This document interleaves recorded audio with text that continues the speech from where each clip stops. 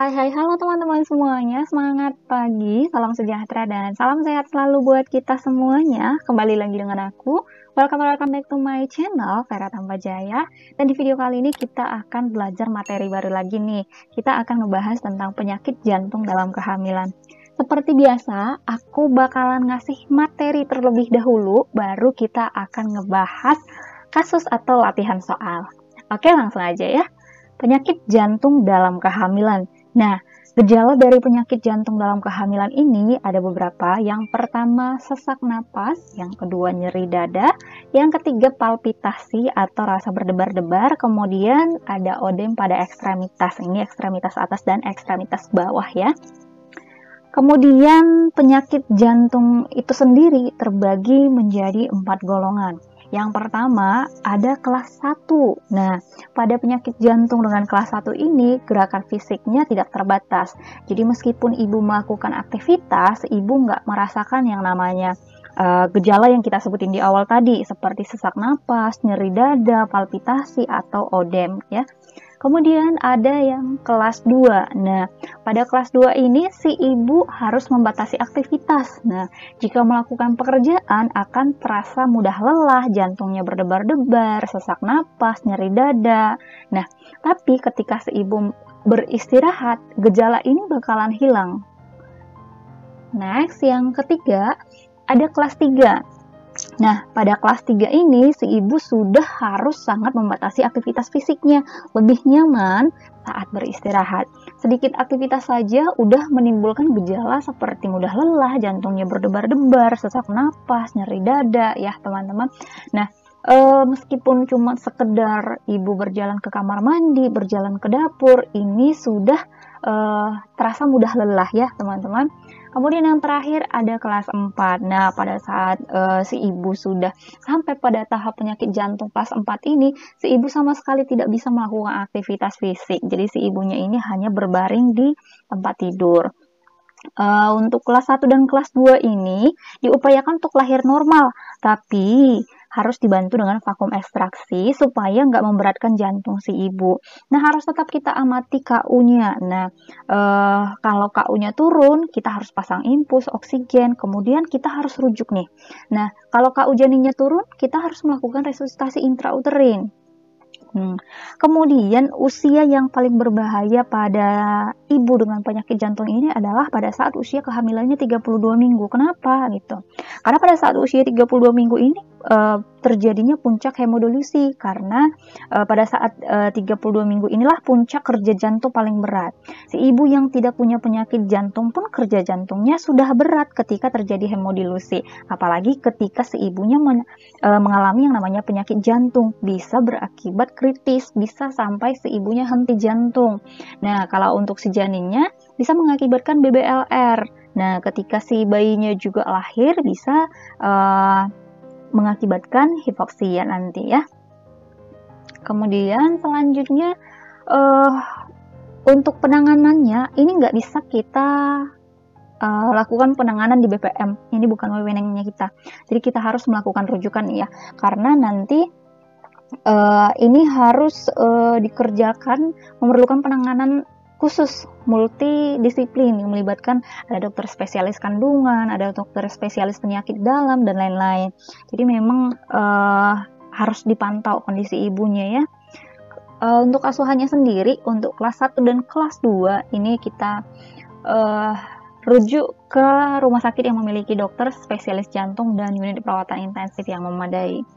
Kemudian untuk morbiditas rendah kita tetap perlukan kewaspadaan pada kehamilan dan nifas untuk mencegah deteksi dini kemungkinan terjadinya infeksi. Kita juga harus mencegah terjadinya infeksi.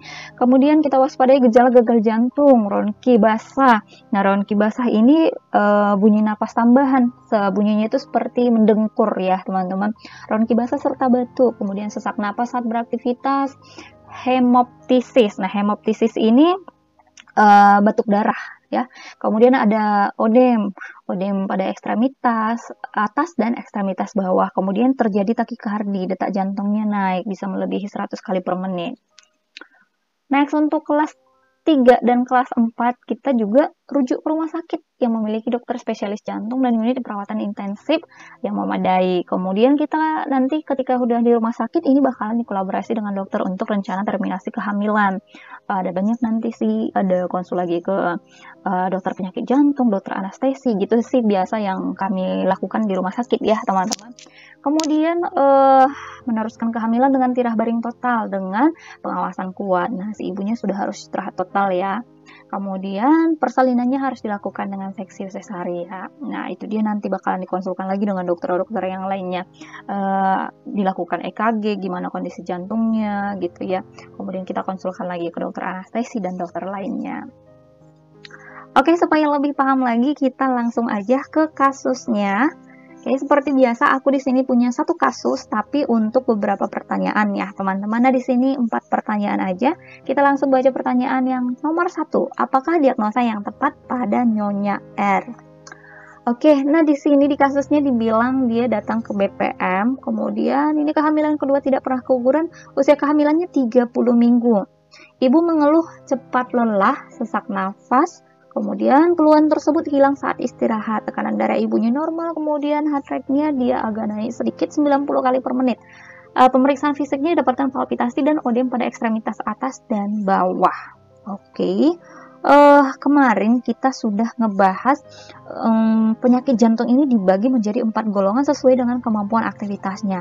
Nah, kalau untuk yang golongan 1 atau kelas 1, dia masih bisa melakukan gerakan fisik nggak terbatas ya teman-teman. Dia masih belum merasakan yang namanya sesak napas, nyeri dada, palpitasi atau rasa berdebar-debar, kemudian belum terdapat odem pada ekstremitasnya.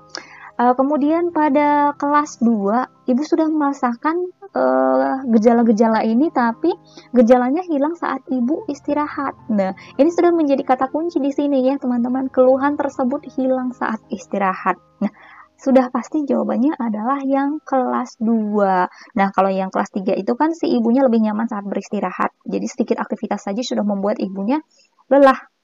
Jalan ke kamar mandi, jalan ke dapur, si ibunya udah lelah. Kemudian kalau untuk kelas 4-nya si ibu sudah hanya berbaring di tempat tidur saja. Kalau untuk kelas 2 masih hilang keluhannya saat si ibunya istirahat. Jadi jawabannya yang paling benar adalah yang C, penyakit jantung kelas 2. Oke, next. Untuk pertanyaan nomor 2, usia kehamilan berapa yang merupakan masa berbahaya bagi bayi Nyonya R?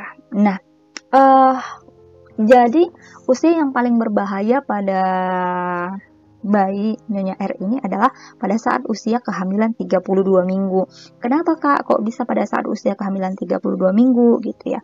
Nah, pada saat usia kehamilan 32 minggu ini adalah puncak terjadinya hemodilusi ketika kerja jantung paling berat. Nah, yang ibu-ibu yang tidak punya penyakit jantung aja ketika dia sedang hamil, kerja jantungnya sudah berat ketika terjadi hemodilusi. Nah, apalagi ketika si ibunya mengalami yang namanya sakit jantung. Jadi, semakin memberatkan ya teman-teman. Kalau ini tidak ditangani, bisa mengakibatkan krisis kritis atau henti jantung pada si ibu dan bisa mengakibatkan nanti bayinya BBLR. Nah, jadi jawabannya adalah usia 32 minggu karena pada saat usia 32 minggu ini adalah puncak terjadinya hemodilusi. Jadi jawabannya yang C ya teman-teman, ketika usia kehamilan 32 minggu. Oke, next. Untuk nomor 3, resiko apakah yang dapat terjadi pada bayi Nyonya R? Nah, jawabannya adalah intrauterine growth restriction. Jadi, pertumbuhan janinnya terhambat. Nah, tadi kan sudah dibilang, ketika si ibunya ini penyakit jantung dan di usia 32 minggu itu adalah yang paling berat. Jadi ini memang memberatkan dan melambatkan kerja jantung ibu. Jadi jika berlangsung lama, asupan oksigennya nggak lancar nanti ke bayinya. Jadi ketika bayi tidak lancar, tidak optimal ke bayinya, efeknya bisa menjadi IUGR, intrauterine growth restriction. Jadi kerja jantungnya nggak optimal, jadi aliran oksigennya nggak optimal ke janinnya, jadi bayinya bisa BBLR, bayi berat lahir rendah. Kenapa dia bisa bayi berat lahir rendah? Karena dia terganggu pertumbuhannya janinnya terhambat. Jadi ketika lahir pun nanti bisa jadi si bayinya hipoksia. Jadi jawabannya adalah IUGR ya teman-teman. Kemudian yang terakhir nomor 4, apakah tata laksana yang tepat pada Nyonya R? Nah, ini sudah bukan wewenangnya kita lagi kalau di BPM. Nah, di sini dibilang ibunya datang ke BPM. Jadi ini sudah harus kita rujuk ya, teman-teman. Oke. Langsung aja kita cari opsinya. Nah, di sini adalah merujuk ke dokter SPOG. Jadi ini yang patologi nggak ada wewenangnya kita di sini ya, teman-teman. Jadi langsung aja kita rujuk, kita dampingi ke dokter SPOG. Nggak ada istilah memberikan obat jantung gitu ya, teman-teman, nggak ada. Jadi langsung kita rujuk.